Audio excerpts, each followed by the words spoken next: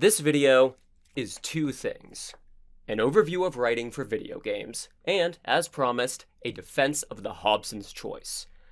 So what is that? Here's a little explainer. Take it or leave it.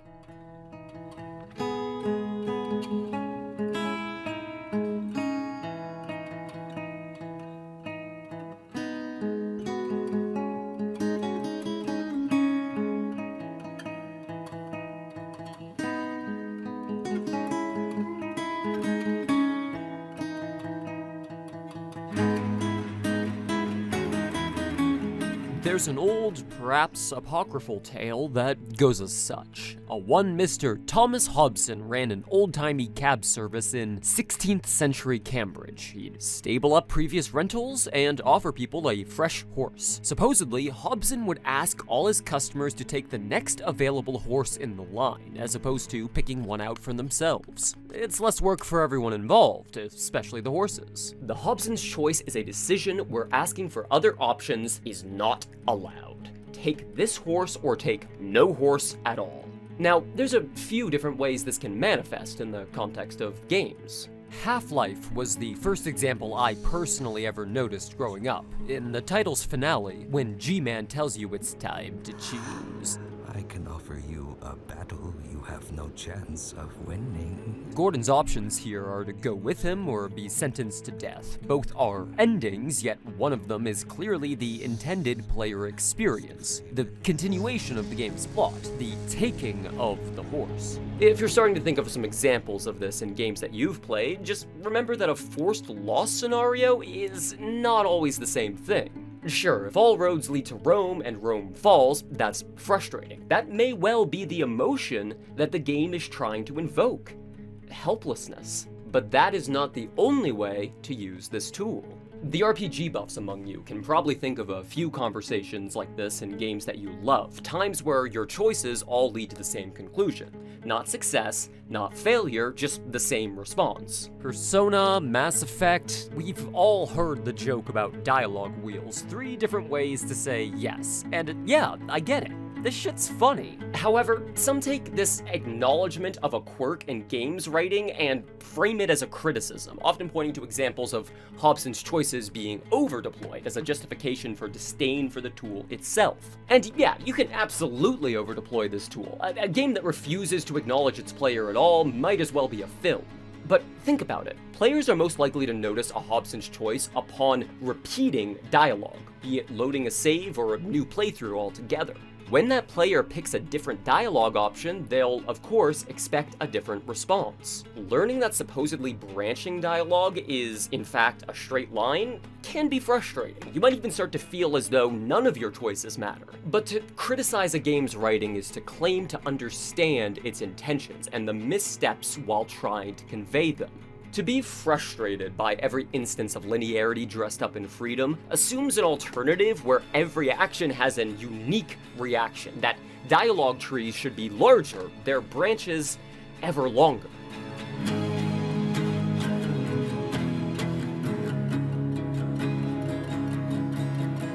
A dialogue box in a video game only has so much room for words. Even subtitles must conform to a screen. Within this space, there is a sweet spot. What percentage you fill with words that can help the player read along. Too few words and the empty space is choking. Too many and they lose interest. The sweet spot is different for every game. A CRPG will traditionally be wordier than a Game Boy RPG, but there is a real limit of what you can reasonably expect a player to slog through before they get bored and walk away. And if it's a required conversation, they'll start button mashing or skipping cutscenes. If your limits aren't defined beforehand, eventually they'll be defined for you. Let's create a hypothetical NPC. This person will be a tutorial speaker of sorts. Hey, are you lost? Let's make our options yes and no, the most boringest of boring interactions. Now, saying no, very probably, ends the conversation, maybe with a curt goodbye. In this dialogue tree we're writing here, that's a terminated branch. Saying yes will get you, for example, a list of important areas in the village you would like to go.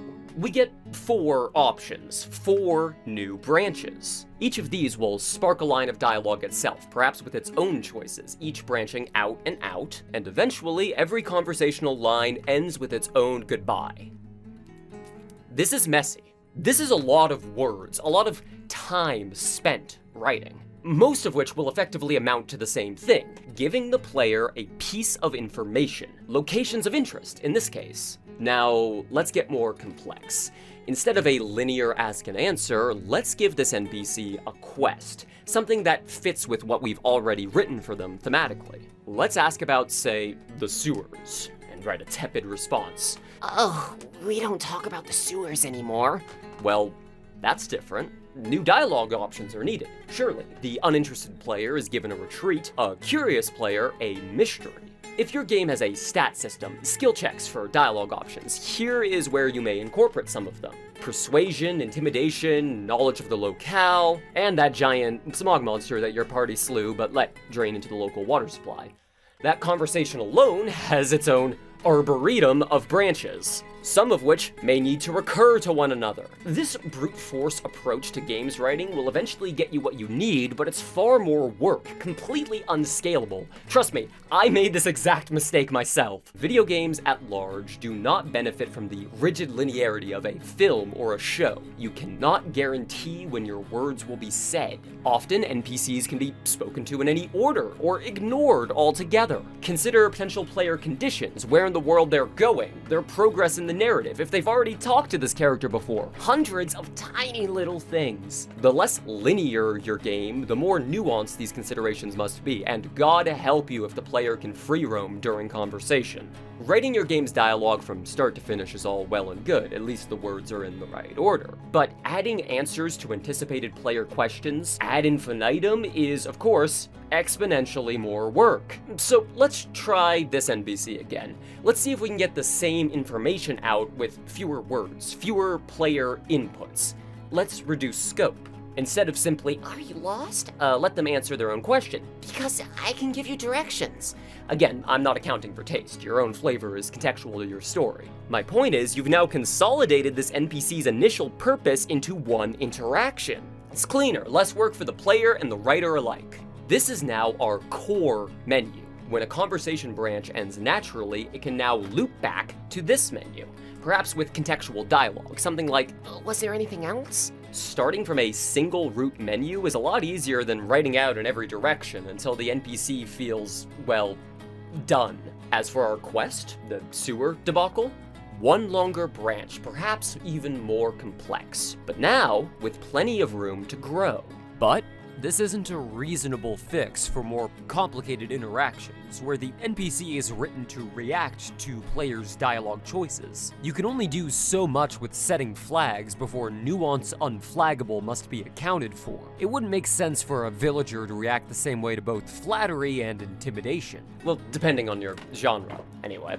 Some dialogue options cannot be cut or consolidated. They are necessary for the NPC's core purpose, the information, the quest, items, experience, what have you. Over-trimming will get you a pretty shitty dialogue tree, far too utilitarian. And don't lose your flavor in your fervor. Small talk, tangents, jokes are things that make conversation more than just informational transaction. They're the leaves on your branches, giving your dialogue tree more occupancy without too much added complexity. Limitations are a useful tool, but they shouldn't be a cutoff. When a writer has a point, when the NPC the player is talking to has a point that needs to be made, keeping the player on track is crucial. But the player must be engaged, the writing acknowledging of their place as the dialogue decider, even when there's no dialogue to decide. So this villager, who answers their own question, we're able to consolidate their dialogue because these ideas are all in the same thread. A leads to B. If you're lost, then I can give you directions. Now, let's try something a little harder. Characters written to be stubborn, whose dialogue is based in opinion or in myth. Those who speak through their own unreliable filter, inconsistent logic, a grumpy grandpa who's locked in and will never change. How do you inject flavor, nuance, that affirmation of player choice, if the character would have no reason to do so themselves?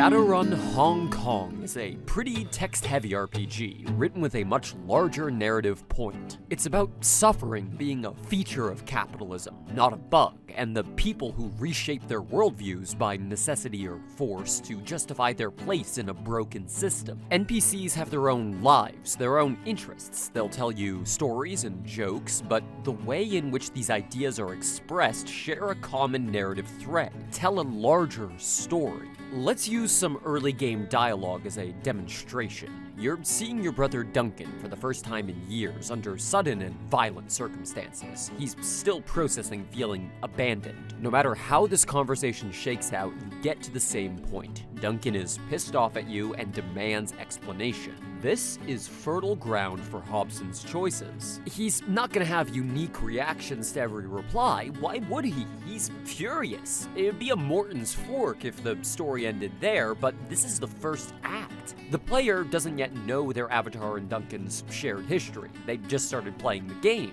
In a tabletop, this would be where you do some improv roleplay with the GM, some on-the-spot world building. But in the confines of the computer game, we lack the luxury of true spontaneity. So instead, these dialogue options are themselves the world building, the roleplay. Sure, you're choosing what dialogue to say to Duncan, but he isn't the entity for whom these dialogue options exist. You, the player, are. This is made clearer as conversation continues in flashback. Your backstory is established piecemeal by choosing from a list of potential truths. You, the player, are assumed to read through your options before deciding. They're all quite literally equal replies. Maybe a minor comment or two different, but largely hold no effect on the story going forward. And yet, their flavor is now yours. New understandings of the protagonist and Lil Dunkaroo's backstory without sitting through a cutscene-shaped essay. If we consider the alternative, if we wish to get this information out through traditional means, what do? The PC's internal monologue, perhaps? Or just have Duncan tell you everything? Well, that's boring and considerably more button mashing for the player. What about choosing a different backstory during character creation and changing plot details to match? Again, exponentially more work for the writers, all to give players information they could have had anyways. Look, there it is. If you're unfamiliar, in Shadowrun, plenty of dialogue options are locked behind skill checks, usually alternate actions or clever replies, but you, the player, can still read them, even if your character wouldn't think to say or do them. Those words aren't on screen by accident. If Hong Kong really didn't want you to see your unavailable choices, they'd lock the text previews behind the skill check. The point is to know what you're missing, to understand there's a world beyond your skill set, and people beyond convincing. So if you know from the outset that a character is not going to be persuadable, then why branch out their dialogue into 10 different versions of the same conclusion? It's too much work, and at some point you have to direct the conversation back to what the game is trying to say, and not the player. Knights of the Old Republic has some very creative writing, but KOTOR 2's conversation with Atreus relatively early on takes the cake on directing the conversation, because that's explicitly, in character, what she's trying to do. Her philosophy is based on recursive logic, on the idea that the evils of people deemed dark side have more consequence than equal actions from those in the name of peace. Complication and nuance, ultimately unimportant in a balance of good and evil. By necessity, the exile, your player character, is opposed to this. Your reasoning, however, is up to you. When you corner her, tear apart her arguments, the dialogue doesn't end, it's a confrontation. So she does what any pundit with an agenda would, and redirects. Shifts the discussion back to you, the player, the exile's philosophy, because she can't have answers, and in doing so, limits exponential branching of dialogue. You can convince Atreus her ideology is flawed, but since it's inseparably tied to her life, her connection to the Force, and indeed her role in the plot, she cannot choose another option. This confrontation itself can end in two broad ways, but neither fully changing her mind. She either concedes to your logic and discards it, or discards your logic if you make concessions to persuade her. Fallacies that themselves show an inconsistency in your beliefs. It's not enough to sound smart, to propose flaws in logic. You have to address them. Now, this is not to say that players shouldn't criticize games that consistently go against their expected inputs. Writers can absolutely overemploy the Hobson's choice or use it in such a way as to alienate the player. Superhot, for example, is a game so high on its own supply that it spites its very distribution, a title that barely wants you to play it. If the most extreme example of a Hobson's choice is to do what the game asks of you or stop playing the game, then I'm not really sure how to describe this secret third option, Hobson's anti-choice. In order to continue the narrative, you have to actively choose options which interrupt it, which physically close the game, or lock you in solitary spaces filled with affirmation that you indeed should give up on playing the game, which is exactly what I did. Sure, shutting down the EXE and asking you not to relaunch was cute when Undertale did it, when One Shot would ask you to navigate its game files to solve puzzles. Fun, interesting, especially considering relaunching these games didn't require the restart of a VR application. Like, you know most people don't have VR nooks, right? This shit isn't cute, it's exhausting. I only have so many hours before I need my office again. Locking me out of the application is designed not Hobsonian, but simply hostile. Shoving their tongue so far in their cheek they taste air, the ending requests the player share the game's praises. Superhot's the most innovative shooter I've played in years. It's so meta. You know, in the metaverse sense, which is to say, facilitating crashes, encouragement to go off platform, and attempting an Ernest Cline-esque societal critique with no proposed alternative. Bragging about the negation of choice draws attention to it, so do something with that attention. If Superhot was trying to say many modern first-person shooters are vacuous violence written in collaboration with the military-industrial complex that perpetuate via exploitation of addictive elements and teenage gaming adrenaline, great. I agree, that is a problem. Maybe follow that up with commentary, an answer, an exploration of the lack of an answer, something. It's not enough for your words to sound interesting, to theme yourself to the aesthetic of critique. The over and misapplication of these tools, the desire to have important sounding words, serves no purpose without a narrative of its own to build upon. Something with substance beyond, it's all a hive mind, man, so play our game instead. Any 2-cent writer can buy a thesaurus. That doesn't mean they understand why some of those words tell a better tale than others. Blindly seeking the appearance of complexity is no better than letting autocorrect write your emails. Sure, the words form a sentence, but what was that sentence written to say? Thankfully, most games writers seem to understand this. Games executives, on the other hand, have other ideas.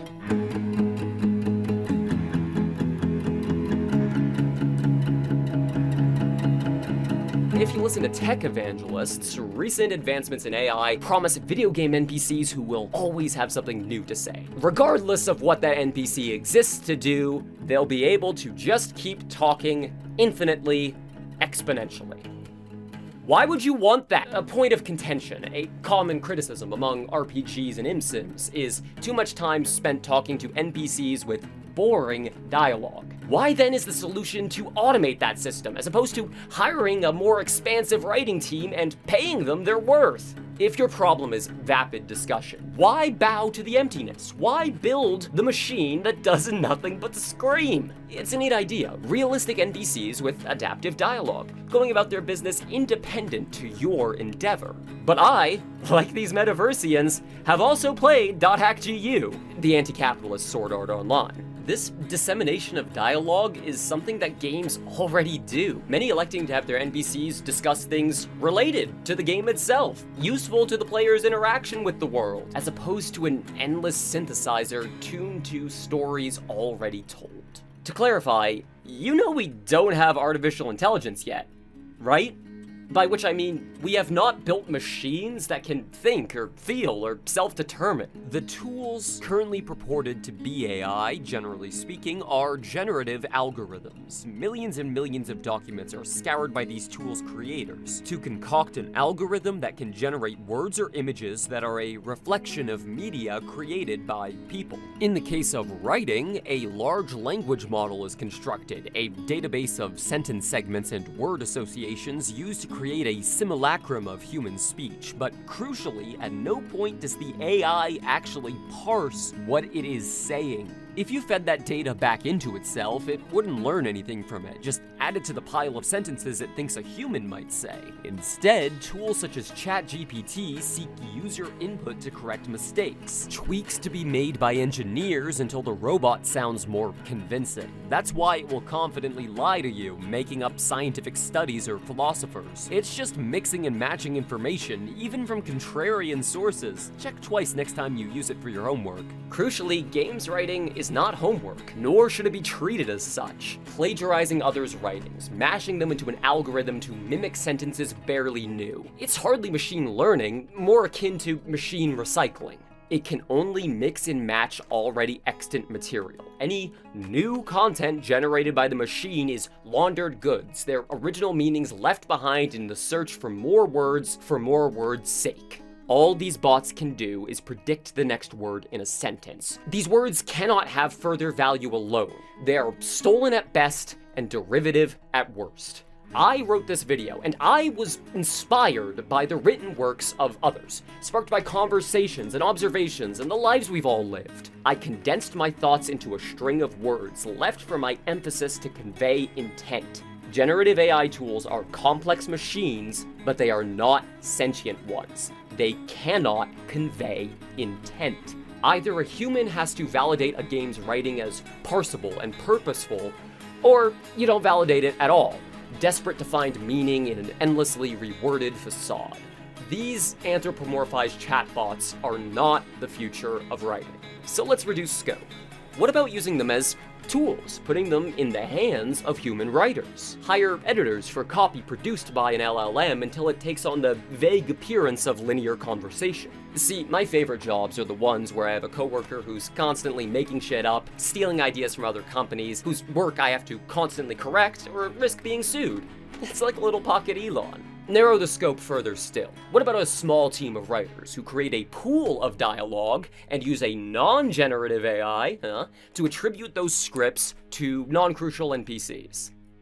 That's what Bethesda has been doing since 2006. The justifications for valid use cases of AI in games assume players want this indefinite, unfinishable gaming experience into forever. But games with yearly releases and indefinite updates already exist. Shows that have seemingly endless seasons put the sin in syndication, and this media is crucially oft both financially successful and critically panned. If you want that to change, don't make a machine to automate it. Why not call for improvements to the production pipeline, to the working conditions of the people you wish better works from? How is it that the solution to some became constructing a robot to output endless remixes of Rick and Morty? High on Life, by the way, used Midjourney for select art assets, in addition to AI-generated voice acting. Now, the obvious jab here is to say that a machine could literally do Justin Roiland's job, but again, that is the future being proposed by AI salesmen. They're like the Gippers in Wasteland 3, except they're worshipping a sex pest. So they're the Gippers. Now, I'll admit that this is an extreme case, but I consider this an extreme problem, and additionally, an insidious one.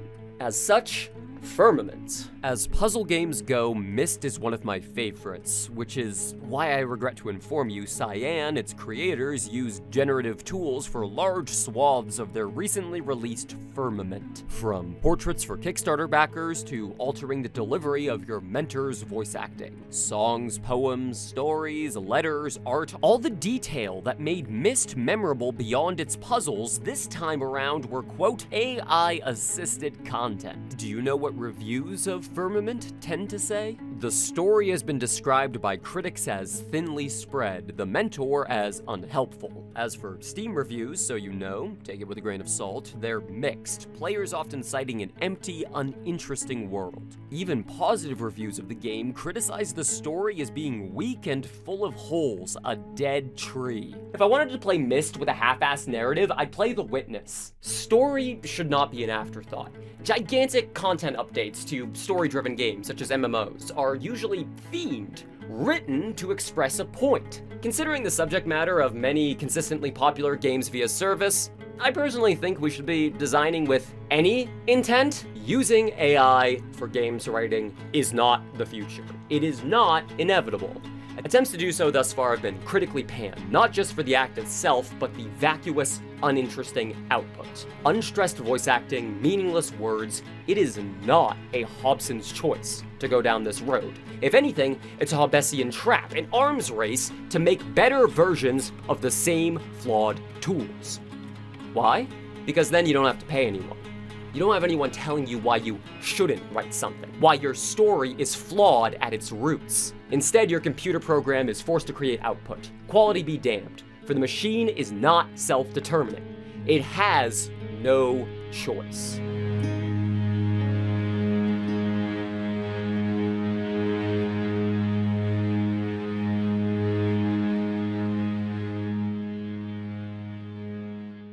Forests are beautiful, aren't they? A collection of seeds, acorns, pine cones come together to weave around hills and rivers and rock. Hundreds of thousands of trees reaching up and out and together to form a canopy above, fueled by the sun sifting out a shadow. Walking a trodden, curved path through these woods is a soothing experience, a partially yet purposefully designed experience. People using the natural features of the forest to shape a desirable place to be. Maybe you'll take the footbridge over the river, or hop the stepping stones in the shallow creek. Either way, you've crossed the bridge and enjoyed yourself, I can hope. But trees must be pruned, carefully trimmed for a clearing, the path a cutoff for forest fires, and a conduit for purposeful exploration. And true, if a walking path is covered in too much brush, many will opt to bypass it altogether. But a completely straight, paved road, devoid of trees and water but for the margins, is at best a highway, a means to an end. Transportation, not transfixation. There is a balance. There is a sweet spot. If you, personally, don't enjoy a certain path through a forest, well then, at least for the time being, there's plenty of other trees to roam. Trails through woods more suited to your tastes. You could even plant trees of your own. If you crave control, start a garden. The answer is not to take a blade and carve through others' woods yourself. This isn't pruning. Your burn is uncontrolled, just chopping through the thick of brush and bushes and branches with no regards for where the debris falls. Wandering off in directions unintended for the love of wandering woods, any woods, no matter how dead their trees. Sometimes you could swear the blade has a mind of its own. It cuts off in different directions, refuses to cut branches it deems necessary for the main path, despite your being trapped on the other side. A tool unfit for the job. Maybe by complete accident, you'll cut your way back to the main road. That doesn't mean you've forged a new walking path. You have not built a road. You have not planted trees. You just broke the ones that were already there, altogether ignoring the intended experience. You went for a walk in the woods and decided the woods were in your way. Personally, I'd rather just hop the creek. Thanks for watching, and take it easy.